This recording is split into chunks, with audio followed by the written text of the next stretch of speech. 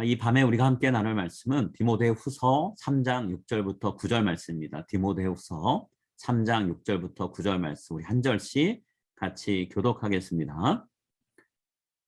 그들 중에 남의 집에 가만히 들어가 어리석은 여자를 유인하는 자들이 있으니 그 여자는 죄를 중히 지고 여러 가지 욕심에 끌린 바 되어 항상 배우나 끝내 진리의 지식에 이를 수 없느니라. 얀네와 얀브레가 모세를 대적한 것 같이 그들도 진리를 대적하니 이 사람들은 그 마음이 부패한 자요 믿음에 관하여는 버림받은 자들이라. 그러나 그들이 더 나아가지 못할 것은 저 두 사람이 된 것과 같이 그들의 어리석음이 드러날 것임이라. 아멘. 오늘은 위장전술에 속지 말라라는 제목으로 같이 말씀을 나눴으면 합니다. 여러분, 제가 기도할 때도 잠깐 언급을 했지만 우리가 지금 코로나 팬데믹의 영향을 2년째 받고 있죠. 코로나 바이러스가 처음 발견됐을 때 비전문가인 우리들은 뭐 어찌할 바를 몰랐었죠. 우리만 그런 게 아니라 이런 분야의 전문가들도 코로나 바이러스가 어떤 바이러스인지 정보가 충분하지 않아서 바이러스를 극복할 수 있는 대책을 제대로 우리에게 알려주지 못했었죠. 그저 막연하게 바이러스가 가져올 피해가 아주 크니까 조심하라, 움직이지 마라, 집에 머물러라 뭐 이런 얘기들을 많이 했잖아요. 락다운이 있었고 마스크 착용하라 그랬고 사회적인 거리 두기를 강화해야 된다 얘기했었죠. 그러다가 코로나 바이러스에 대한 정보가 어느 정도 쌓이고 또 지금 우리가 세 번째 부스터샷까지 맞을 정도가 됐는데 백신이 개발됐고 또 먹는 치료제가 개발된 지금 상황 어찌 보면 해결책에 나왔다라고 말할 수도 있지만 여전히 우리는 조심하지 않으면 안 된다라고 하는 우려의 목소리를 듣고 있잖아요. 낙관과 또 비관 둘 사이를 오가는 의견들이 여기저기서 들리는 걸 듣게 되잖아요. 또 다른 변이 바이러스가 유행할 수 있다. 그것이 없다면 이것으로 끝이다. 뭐 이런 얘기를 하고 있잖아요. 우리가 지금 우왕좌왕하기도 하고 조심해야 된다 얘기도 하고 그러는데 이런 비슷한 일이 영적인 세계에서도 우리의 신앙 세계에서도 자주 벌어지죠. 성도의 신앙을 병들게 만들고 어떤 경우는 아예 무너지게 만드는 무서운 영적인 바이러스가 그리스도의 몸인 우리 교회 공동체 안에 침투하잖아요. 이 바이러스를 극복하기 위해서 우리가 다양한 처방을 해보죠. 조치를 취해봅니다. 그렇지만 우리 인류 역사 가운데, 교회 역사 가운데 이 영적인 바이러스를 완전히 없애질 못하고 있어요. 바울 시대에는 거짓 교사라고 불리던 이단과 사이비가 활동을 했죠. 교회 공동체를 어지럽혔습니다.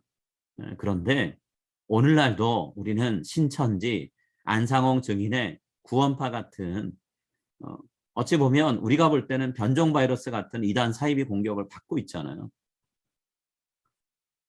바이러스가 몸 안에 들어오지 못하게 막을 수 있다면 최선인 것이고 그러지 못하고 몸 안에 들어왔다면 바이러스와 싸울 수 있도록 백신을 접종하든지 치료제를 복용하든지 해야 되잖아요.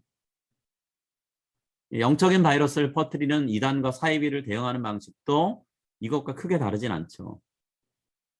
영적인 바이러스의 정체가 뭔가를 정확히 알아야 되고 그 정체에 따라서 그에 맞는 대응책을 마련해서 시행해 나가야 되는 거잖아요. 이런 면을 생각해 보면 오늘 바울이 거짓 교사들에 대해서 경고하면서 우리에게 주고 있는 이 오늘 본문 말씀은요. 어찌 보면 예방주사 혹은 백신과 같은 역할을 해준다라고 말을 할 수가 있습니다. 바울은 제일 먼저 이 거짓 교사들에 대한 이야기를 하는데요. 이 거짓 교사들이 어떤 식으로 교회 공동체에 들어오는가, 침투하는가에 대한 이야기를 해주고 있어요. 바이러스가 침입하는 경로를 알아야 되잖아요. 자, 바울은 뭐라고 얘기하냐면 이 영적인 바이러스와 같은 거짓 교사들은요. 자신들의 본래 모습을 감추고요. 대신 가면을 쓰고 성도들에게 아주 친근감 있게 다가온다라는 거예요. 교회 공동체에 들어올 때도 마찬가지고요. 우리에게 유익한 것을 줄 수 있는 사람인 것처럼 모습을 가장하고 온다는 거죠. 6절 상반절에 이렇게 되어 있습니다. 그들 중에 남의 집에 가만히 들어가 어리석은 여자를 유인하는 자들이 있으니. 자, 이게 무슨 뭐 성적인 유혹을 하는 사람을 얘기하는 것 같지만 문맥으로 보면 바울은 전혀 다른 얘기를 하고 있어요. 자, 그들이라는 말은 거짓 교사들 얘기합니다. 그런데 이들이 다른 사람의 집에 가만히 들어간다 그랬어요. 가만히 들어간다는 말이 어떤 뜻일까요? 자, 세 가지 의미가 있는데요. 엔드노라는 헬라어를 그리스 말을 번역한 단어인 것인데 옷을 입는다, 몰래 들어간다, 숨어 들어간다 이런 뜻이 있어요. 옷을 입는 것과 몰래 들어가는 게 무슨 연관이 있을까 생각할 수 있지만 자, 선한 사람의 옷을 입고 위장을 하고 들어갑니다. 그래서 자신의 악한 모습은 감추고 선한 의도로 접근해 오는 것처럼 꾸미고 다가오는 걸 얘기하는 거예요.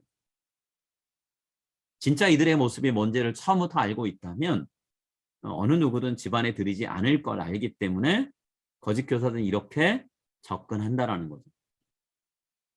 위장을 하고 찾아왔으니 겉모습만 보면 성도들과 교회에 유익한 일을 할 것처럼 보인다라는 거예요. 근데 바울이 지금 하고 있는 경고는요.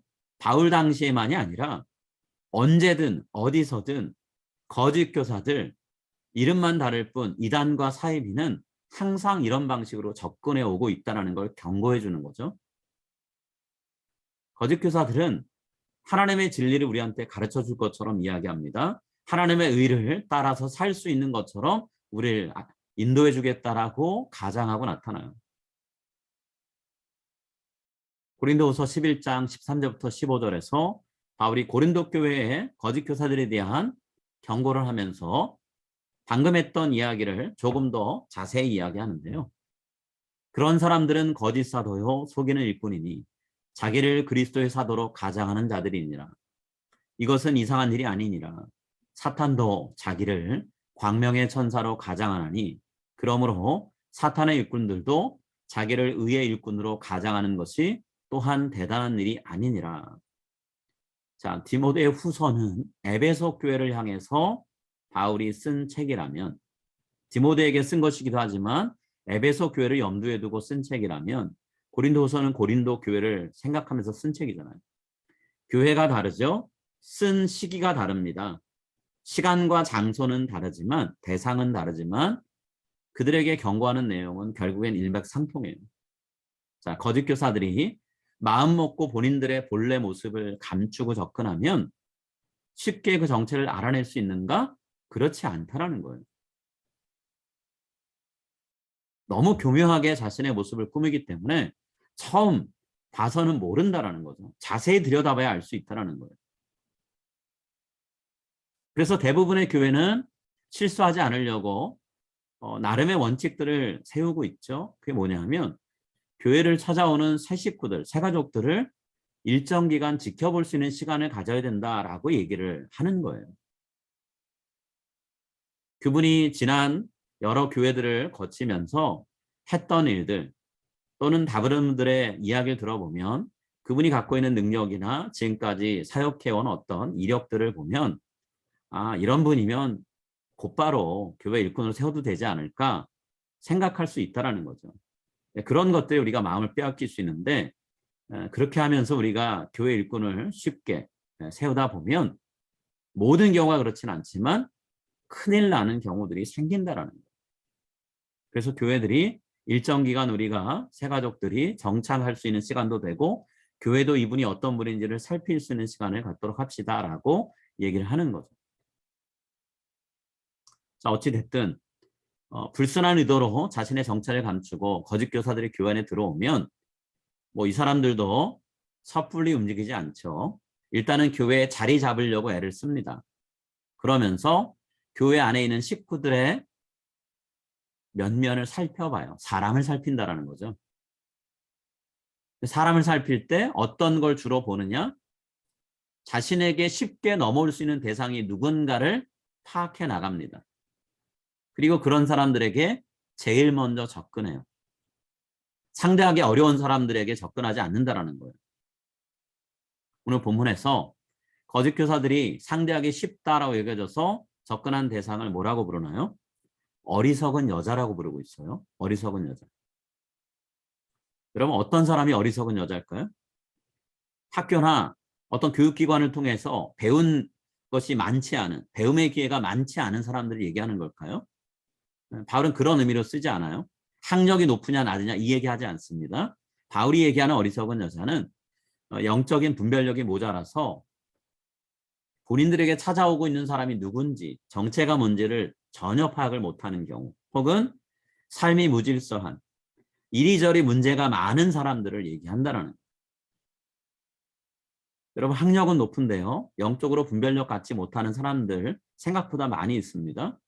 또 교회 생활을 오래 했지만 일상생활을 비롯해서 삶의 여러 영역들이 불안정하거나 혹은 성경적으로 신앙적으로 봤을 때 건강하다라고 말할 수 없는 상태에 있는 성도들이 의외로 있어요. 거짓 교사들은 이런 사람들을 자신들의 1차 공략 대상으로 삼는다라는 거예요. 바울은 그 당시에 사람들이 거짓 교사들이 그랬다라고 얘기합니다. 그런데 이 전략은 지금도 여전히 유효하다라는 거예요. 사탄이 거짓 교사들을 부렸기 때문에 그 동일한 사탄은 지금도 현대식으로 바뀐 거짓 교사들이 이단과 사이비를 사용할 때도 똑같이 그렇게 하게 만든다라는 거예요. 구체적인 예를 들어 드릴게요. 가장 한국교회와 이민교회를 어지럽히는 이단이 있다면 신천지죠. 신천지가 교회 성도들을 포섭할 때는요. 등급을 매깁니다. A, B, C, D 매깁니다. A는 접근하기 좋은 사람이고 D는 접근하면 어려운 사람이에요. 자, 그러면 가장 접근하기 어려운 D등급이 되는 기피하는 대상은 누굴까요? 본인이 출석하는 교회 목회자들과 친한 성도들이 기피 대상이 돼요. 반대로 얘기하면 목회자하고 별로 친하지도 않고 목회자와 소통을 많이 안 하는 성도들, 그런 성도들이 A등급으로 분류돼서 최우선 접촉 대상이 된다는 거예요. 자, 이렇게 최우선 접촉 대상이 된 분들 6개월 정도 만나면서 친근하게 대해주고 신천지에서 가르치는 공부의 내용을 하나하나 알려주면 열이면 열 어김없이 다 넘어온다는 거예요. 근데 반대로요. 목회자와 자주 소통하고 친한 관계에 있는 성도들은요. 시간이 얼마 지나지 않으면 목회자들과 이야기하면서 요새 제가 어떤 사람과 혹은 어떤 단체 모임에 가서 이러이런 공부하고 있어요 라고 얘기하는데 얘기를 나누다 보면 목회자들이 그거 이상한데요? 신천지 아닌가요? 라고 하면서 정체를 폭로하고 알아챈다라는 거예요. 목회자들이 가만히 얘기를 들어보면 아 이거 요새 교회들 어지럽히는 신천지인데 라고 파악할 수 있기 때문에 그래서 신천지에서는 A급 포석 대상에 있는 사람들한테조차도 어느 누구하고도 본인들하고 만나서 공부하고 있다는 거 말하지 말라 교육한다는 거예요. 일부러 교육한다는 거죠. 신천지에서는 이걸 입막은 교리라고 얘기합니다. 자, 뭐라고 얘기하냐면 성경의 비유를 들어서 얘기하는 거예요. 길가에 씨가 뿌려졌어요. 그런데 그 씨가 땅에 뿌리 내리기도 전에 땅 위로 드러나 버리면 새가 날아와서 먹어버려요. 지금 형제님이 자매님이 진리의 말씀을 우리를 통해 들었습니다. 그런데 때가 되기도 전에 사람들한테 말하면 사탄이 역사에서 절대 그 말씀을 못 듣도록 깨닫지 못하도록 만들어요. 그러니까 절대로 여기서 성경 공부하고 있다는 거 다른 사람들한테 말하면 안 돼요. 얘기한다는 거. 그 얘기하면 본인들의 정체가 드러나고 잘못된 것이 무엇인지 반증하는 공부를 교육을 시킬 게 뻔하기 때문에 입을 막아버리도록 만든다는 거죠. 그리고 이걸 아예 교리라고 입막은 교리라고 부르면서 강조하고 가르친다는 거예요. 자, 이 입막음 교리에 세뇌를 당해서 아무 말 안 하고 꾹 참고 신천지에서 시간을 보내다 보면요. 1년 지나는 건 금방이라는 거예요. 근데 그 1년이라는 시간이 짧은 것 같지만 1년을 지나고 나면 더 이상 자기 스스로 신천지에서 빠져나올 수 없는 상태가 된다는 거예요. 입막음 교리만 가르치겠어요? 기성교회가 뭐가 잘못됐는지 온통 욕하고 본인들이 어떤 것이 잘 돼 있는지 세뇌를 계속하니까 완전히 넘어가 버린다는 거죠. 자, 바울은 이런 거짓 교사들의 정체가 뭔지를 알고 있어요. 그리고 그 정체를 파악해 보니 어리석은 여자로 불리는 영적으로 분별력이 없고 삶이 불안정한 사람들을 그들이 유인하려고 다가온다라는 걸 알고 경고하고 있는 거예요. 자, 유인한다라는 말은 무슨 뜻일까요? 유인한다는 말은 사로잡는다, 포로로 삼는다 이런 뜻이에요. 자, 본인들의 정체를 숨기고 위장해서 찾아온 거짓 교사들, 처음이야 우리가 성도들이 교회 공동체가 마음의 문을 열고 새 가족인데 따뜻하게 맞아줘야지 하고 문을 열고 환대합니다. 그런데 시간이 지나면 그 사람들이 우리의 손님이 아니에요. 우리의 주인이 되어 있는다는 거예요. 바울은 그 상태를 사로잡는다, 포로로 삼다 얘기합니다. 어떻게 우리를 사로잡나요? 어떻게 우리를 포로로 삼나요? 자, 우리의 마음을 홀딱 사로잡아요. 아, 이 사람 믿어도 될 사람, 이 사람에게는 어떤 일이든 맡겨도 될 사람이라고 신뢰하게 만들고 그 사람이 하는 말이라면 100% 확신할 수 있어 라고까지 되게 만드는 거예요. 그래서 우리가 그 사람의 말에 꼼짝달싹 할 수 없게 만든다는 거예요. 심리적으로 포로가 되게 만든다는 거예요. 신천지는 새로운 신도들을 뭐 신도라고 부르지 않아도 되겠죠. 포교 대상이 된다고 하는 사람들이 있으면 주로 두 군데로 데리고 갑니다. 문화센터 혹은 기도원에 보내요. 자, 포교하는 대상이 어떤 상태에 있느냐에 따라서 이 둘 중에 하나를 선택한다라는 거예요. 자, 문화센터로 데리고 갈 사람이 있습니다. 마음을 편안하게 만들어주는 것이 먼저 필요한 사람이 있어요. 친근한 관계를 맺는 게 먼저 필요할 수 있어요. 자, 신천지에서는 이것을 어린 양 컨셉이라고 얘기합니다. 순한 양이요. 나는 믿어도 되는 사람. 나는 부드럽게 대해도 되는 사람. 이런 식으로 접근해서 마음이 사르르 녹아서 본인들이 포섭하는 대상의 마음이 사로잡히도록 만든다는 겁니다. 이렇게 해서 넘어오지 않는 사람들도 있죠. 그러면 그런 사람들은 기도원에 데리고 가는 거예요. 그래서 자, 데리고 간 그 사람보다 데려간 신천지 신도가 훨씬 더 기도 많이 하고 성경도 잘 알고 있고 하나님의 음성을 기도하면서 잘 듣다 보니까 직접 하나님께 계시받는, 직통 계시도 받는 그런 영적인 수준에 있는 사람인 것처럼 행세하는 거예요. 자, 신천지에서는 이걸 뭐라고 얘기하냐면 영적 우위 선점 컨셉이라고 얘기합니다. 내가 포섭하는 대상보다 영적으로 우위에 있는 상태라는 거. 그래서 내 포섭 대상은 나의 말과 나의 말씀과 나의 기도를 필요로 하는 상태라는 것이 마음에 와박히도록 하는 거예요. 그래서 마음이 홀딱 넘어가 더 이상 다른데 눈 돌리지 못하게 만드는 거죠. 아마 어린 양 컨셉이든 영적 우위 선정 컨셉이든 이런 얘기 들으면 속으로 우리 가운데 이런 생각하시는 분들이 있을 수 있어요. 아유, 그거는 그 사람들이 영적으로 미숙해서 그런 거지. 나 같은 사람은 절대로 그런 사람 찾아와도 안 속아. 내가 어떤 사람인데 이렇게 생각할 수 있어요. 그런데 과연 우리가 절대로 그런 것에 속지 않는다라고 자신만만할 수 있을까요? 자신만만할 수 있다면, 100% 우리가 자신만만할 수 있다면 귀한 일이고 좋은 일이에요. 그런데 현대판 거짓 교사들, 이단 사이비도요. 우리가 그런 마음을 품고 자신만만해하는 걸 알기 때문에 이들도 연구를 합니다. 신앙인들, 성도들의 유형을 끊임없이 분류해요. 그리고 거기에 맞게 접근하는 방법을 개발합니다. 물론 100% 개발한 방법이 다 적용되지 않죠. 시행착오를 거쳐요. 실패할 때 있고 성공할 때 있어요.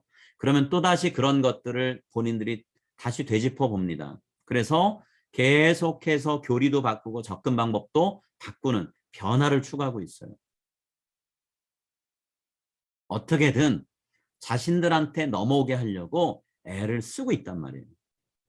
그렇기 때문에 오늘 내가 말씀 위에 신앙 위에 바로 서 있다라는 자신감을 갖는 것만큼이나 바울이 오늘 본문을 통해 우리에게 주는 이 경고를 주의 깊게 살펴보고 가슴에 새길 필요가 있어요. 나도 자칫 방심하면 넘어갈 수 있으니 더더욱 주의해야지라는 마음을 갖고 우리가 신앙생활을 해야 된다는 거예요. 특히나 오늘 바울이요, 거짓 교사들에게 마음을 빼앗겨버린 어리석은 여자의 특징 3가지를 언급했어요. 우리 안에 이런 모습이 있다면 우리도 쉽게 이단과 사이비의 유혹에 넘어갈 수가 있습니다. 그렇기 때문에 그 3가지를 우리가 주목해서 볼 필요가 있어요. 자, 제일 첫 번째로 바울은 어떤 특징 얘기하나요? 어리석은 여자는 죄를 중히 지고 살아간다고 얘기하고 있어요. 자, 죄를 중히 진다라는 말은 어떤 뜻이냐면 살면서 죄를 차곡차곡 지으면서 쌓아갑니다. 그런데 도저히 본인이 짊어질 수 없을 만큼 죄의 탑이 너무 쌓여서 무게가 너무 커서 본인이 감당할 수 없는 상태, 이런 걸 얘기하는 거예요. 스스로는 이 죄 문제를 해결할 만한 능력이 없는 거죠. 우리 모두가 다 이런 상태예요. 그런데 특히나 더 이런 마음을 갖는 분들이 있죠. 자기의 삶에 대해서 반복적으로 회개해 보는데 예수님의 이름으로 예수님 앞에서 진심 어린 회개를 하지만 그러나 마음속에서 죄책감이 해소가 안 돼요. 그래서 죄책감에 짓눌려 사는 상태에 있는 사람. 기본적으로 삶을 의롭게 사는 데 집중을 많이 하는 사람. 그런 사람들이. 이런 마음은 꼭 남들보다 죄를 많이 지었기 때문에 죄책감이 많다? 그런 거 아니잖아요. 의롭게 살려는 의지가 강한 사람일수록 죄책감도 커지는 법이죠. 본인에 대한 기대감이 클수록 하나님 앞에서 내가 이런 모습의 사람이 되어야 되라고 하는 어떤 기대치, 소망이 많은 사람일수록 이런 상태에 빠질 수 있죠. 이런 사람들을 상태를 알고 접근하는 사람들, 이단들이 있다는 것. 현대 이단들 중에는요, 완전한 회개 없이는 구원받을 수 없다라고 가르치는 그룹들이 꽤 많습니다. 어찌 보면 한때 유행했던 가게 이르는 저주의 사슬을 끊으라라는 가르침도 이런 식으로 접근하는 방법 중에 하나라고 말할 수 있어요. 회개 문제를 가지고 성도들을 괴롭히는 이단 사입이 여기저기 있습니다. 구원파도 그렇죠. 자, 내 마음속에 죄의 짐, 예수님 앞에서 우리가 죄를 고백하고 예수님께 용서를 받는, 어떠한 죄든 우리가 스스로 시인하고 하나님 앞에 고백하고 회개하면 용서하신다고 했는데 그 말씀을 우리가 믿지 못하고 그 무게에 짓눌려 산다거나 예수 그리스도를 믿고 삶에도 불구하고 여전히 삶은 제자리 걸음하고 있다면 이단들이 찾아와서 우리를 건드릴 가능성이 많다라는 거죠. 자, 두 번째요. 어리석은 여자는 어떤 삶을 산다고 얘기하나요? 여러 가지 욕심에 끌림 바 되어 살아간다라고 얘기하고 있어요. 자, 여기서 말하는 여러 가지 욕심을 뭘 얘기할까요? 다양한 이야기를 할 수 있지만 바울은 호기심, 새로운 것을 추구하는 마음, 자기 중심적인 성향들을 이 욕심이라는 단어에 담고 있어요. 기성교회에서 배우는 말씀으로 나의 영적인 호기심이 채워지지 않는 분들이 있죠. 나같이 수준 높은 사람이 이렇게 교회에서 하찮은 가르침 받으면서 시간을 보내야 되나 라고 생각하면서 불만 속에 살아가는 사람들. 나를 인도해 줄 만한 지도자가 내가 출석하는 교회는 없어 라고 생각을 품는 분들이 여기에 해당된다고 말할 수 있어요. 신천지를 비롯한 수많은 이단들은요, 이전에 기성교회에서 들어보지 못한 새로운 가르침, 성도들이 그동안 갖고 있던 궁금증을 다 해소시켜 줄 수 있는 놀라운 가르침이 우리에게 있다라고 제시하면서 성도들을 유혹해요. 교회 공동체를 흔들어 놓습니다. 그 이야기를 듣다 보면 우리가 그동안 갖고 있었던 지적인 호기심, 영적인 갈증을 다 풀어주는 것처럼 보여요. 그런데 점점 깊이 빠져들면 빠져들수록 우리는 그들이 만들어 놓은 영적인 늪에서 헤어나오지 못하는 상태가 된다는 거예요. 그러니 우리가 갖고 있는 이 성경 말씀에 대한 갈증, 그것을 어디에서 어떻게 해소하는가, 어떻게 해소하려고 하는가, 우리 스스로 주의 깊게 살필 필요가 있다는 거예요. 자, 세 번째로요. 어리석은 여자들은 어떤 특징이 있다고 얘기하나요? 항상 배우지만 끝내 지식에 이르지 못하는 삶을 산다라고 얘기하고 있어요. 좀 전에 얘기한 지적인 호기심, 영적인 갈증이 있기 때문에 늘 배우려고 하죠. 이런 태도를 잘못됐다고 말할 수는 없잖아요. 말씀에 대한 갈망이 있어야죠. 배우는 자세가 있어야죠. 그런데 안타까운 건 끊임없이 배우기는 배우는데 정작 그 배움을 통해서 알아야 되고 깨달아야 되고 실천해야 되는 수준, 진리에는 이르지 못한다는 거예요. 무엇이 참이고 무엇이 거짓인지 분별할 수 있는 능력이 없으니까 듣기는 많이 듣는데 정말 받아들여야 될 것은 뒤로 제쳐놓고 받아들이면 큰일 나는 것들은 따라가는 수준에 이를 수 있다는 거죠. 오늘날 많은 성도들이 여기저기 다양한 통로를 통해서 말씀을 배웁니다. 듣습니다. 그런데 실제 삶을 보면 성령님이 일으키시는 삶의 변화, 진리에 대한 지식 제대로 갖지 못하고 살아갈 때 많아요. 소스는 많지만 그것이 내 것이 되지 못한다는 거예요. 다른 사람들은 관심도 안 갖는 어려운 교리 공부합니다. 교회 역사도 공부해요. 선교 활동, 역사 뭐 이런 것들, 선교와 관련된 책들을 많이 읽어요. 신앙 지식을 갖춘 성도들이 이전 시대와 비교하면 훨씬 더 많이 늘어났어요. 근데 그런 분들이 속한 교회라고 해서 그분으로 인해서 성령님이 폭발적으로 역사하는가? 그렇지 않아요.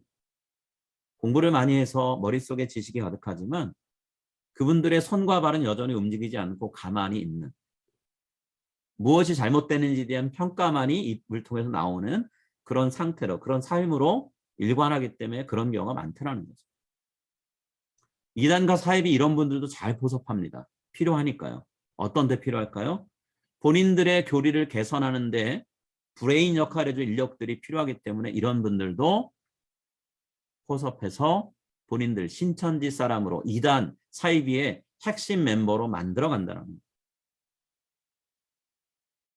오늘 바울이 이야기하는 이 어리석은 여자들의 특징이라고 부르는 내용들, 이런 습성들이 우리 안에 있다면 우리는 그 어느 때보다도 내가 스스로 넘어질 수 있다라고 하는 사실을 생각하면서 조심해야 된다는 거예요. 또 우리가 만나는 사람들, 우리와 함께하는 사람들 가운데 스스로 진리의 사도로 가장하고 찾아오는 사람은 없는지도 잘 살펴야 된다는 거예요. 거짓 사도들, 참 사도들 무너뜨리려고 합니다. 그리고 본인들이 성도들을 유인하려고, 차지하려고, 포로로 잡으려고 끊임없이 싸움을 걸어와요. 그렇지만 오늘 성경 분명히 얘기하죠. 하나님께서 그런 사람들을 절대로 세우지 않았다 얘기합니다. 하나님이 절대로 인정할 수 없는 사탄의 하수인일 뿐이다 라고 바울은 얘기하고 있어요. 우리 8절과 9절 말씀 한번 읽겠습니다. 8절 9절입니다. 얀네와 얀브레가 모세를 대적한 것 같이 그들도 진리를 대적하니 이 사람들은 그 마음이 부패한 자요 믿음에 관하여는 버림받은 자들이라. 그러나 그들이 더 나아가지 못할 것은 저 두 사람이 된 것 같이 그들의 어리석음이 드러날 것입니다. 자, 얀네와 얀브레라는 사람, 구약 성경에 이런 이름은 없어요. 그렇지만 수많은 유대교 문서, 이방인들의 문서, 기독교 문서에서 이 두 이름이 언급이 됩니다. 신뢰할 만한 기독교 문서들의 이런 이름이 언급되고 있어요. 자, 이 사람들이 누구냐 하면 모세와 연관돼서 본문이 얘기했죠. 자, 모세가 바로왕 앞에서 이적들을 베풀었습니다. 그때 우리 출애굽기를 읽어보면 모세와 같은 이적을 행할 수 있다고 하면서 모세 앞에 나와서 요술을 행했던 마술사들이 있죠. 그 마술사 중에 2명이라고 초대 구약의 그리고 초대교회 성도들은 생각했어요. 그리고 그들의 이름이 얀네와 얀브레다라고 생각했던 거죠. 자, 근데 바울은 지금 뭐라고 얘기하냐면 그런 사람들의 일반적인 인식을 활용해서 얘기합니다. 그 사람들도 모세처럼 몇 개의 이적을 처음엔 행했지만 결국에는 모세가 일으킨 악성 종기 이적 때문에 괴로움을 당하죠. 그들부터 악성 종기를 겪고 그 다음에 그것이 다른 사람들에게 퍼져갔다라고 출애굽기가 말씀하고 있어요. 자, 이것을 통해서 누가 하나님이 세우신 진짜 선지자인지 하나님의 말씀을 전달하는 진짜 사도가 누군지 분명히 드러났죠. 자, 얀네 얀브레라고 불리는 두 사람은 가짜라는 게 드러났습니다. 오늘 바울은요, 거짓 교사들의 정체도 결국에 만천하에 드러나는 일이 있을 것이다 라고 선언하고 있어요. 그럴 수밖에 없는 이유를 두 가지 얘기하죠. 거짓 교사들은 마음이 부패한 상태에 있기 때문이라는 거예요. 마음이 부패했기 때문에 그들 마음에 있는 그 믿음도 하나님께는 절대로 인정받을 수 없는 상태라는 거예요. 물론 본인들 입으로야 하나님 믿고 따르는 사람이고 능력도 행하는 사람이라고 떠벌리고 다닐 수는 있지만 실상이 그렇지 않다는 것이 결국엔 드러날 거다라고 바울은 얘기하고 있어요. 이런 거짓된 모습들을 하나님이 드러나게 하셔서 모든 사람이 다 알게 하셔서 더 이상은 이런 사람들한테 유혹받고 그런 사람들 따라가지 않도록 만드실 거라는 거죠. 그러면 어차피 하나님이 그렇게 하실 거라면 우리가 굳이 이 말씀을 읽으면서 뭐 이러니 저러니 얘기할 필요가 없지 않나요? 라고 말씀하실 수 있죠. 그런데 중요한 건 이런 정체가 드러나기 전에 그들이 하는 말에 마음을 빼앗긴 수많은 사람들이 너무나 많은 신앙적인 병과 해를 입는다라는 거예요. 그들이 활동하는 동안 성도들의 믿음이 무너지고 여기저기 틈이 생기는 일들이 벌어진다는 거죠. 그러기 전에 우리가 분명히 이단과 사이비에 대해서 스스로를 지키는 준비를 해야 된다는 거예요. 이단과 사이비로 인해서 우리의 믿음이 상한다, 무너진다. 그러면 결국엔 우리만 손해인 거잖아요. 그들로부터 피해를 입지 않으려면 거짓된 가르침을 진리라고 꾸며서 가르치는 사람들이 있다면 그 사람들을 가려낼 수 있는 영적인 분별력을 우리가 가져야 되는 거죠. 그 사람들의 정체를 알게 됐는데 알고 나니 이미 내 믿음은 다 무너진 상태고 내 가정은 파탄이 났고 우리 교회 공동체는 허물어진 상태다. 그러면 안 되는 거잖아요.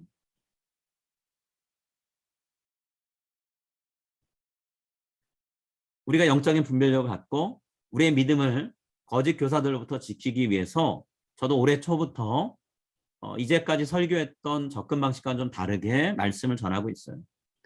두 가지 목표를 갖고 설교를 준비하고 전하고 있는데요. 우리가 바로 알아야 될 것이 무엇인가?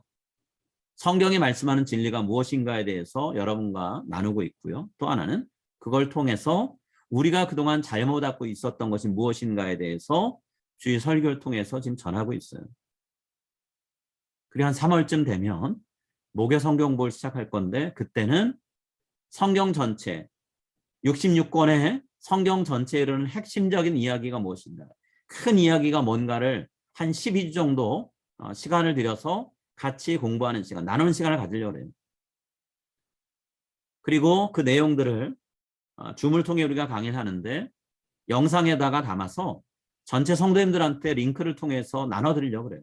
그래서 성도님들이 목요일에 못 온다 해도 같이 나누면서 성경 전체가 어떤 흐름과 메시지, 주제를 갖고 나가는지를 같이 공유할 수 있는 그런 시간을 가지려고 그래요.